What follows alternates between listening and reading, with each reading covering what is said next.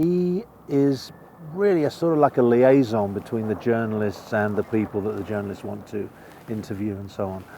But he also has his own agenda, one of them being that he finds himself strangely attracted to Kim Baker, and tries to use his influence and his rank to, in a way, sort of basically coerce her into some kind of special relationship.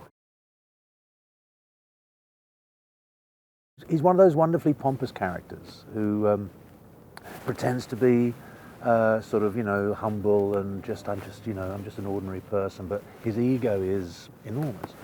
The fact that he thinks he can, just sort of have his way with women in that, and the way he just lives his life, it rings of an enormous ego, and like all good stories, big egos kind of come crashing down and make a very loud noise. To play a character that was just a little bit outrageous, a little bit more sort of, larger than life, but in a kind of very, not clownish, but certainly in a very kind of humorous way. So that was, and also, the chance to work with Tina was a big plus. I've been a huge fan of hers for a long time, and ever since her SNL days, and so it was, there are certain people in the business, you kind of, when you say, your agent phones up and says, do you fancy doing a little thing with so-and-so? And you kind of go, yeah, I'd lurk at a doorway for that chance. So that was all part of the mix, really. They're dealing with different aspects of the day or different aspects of the scene.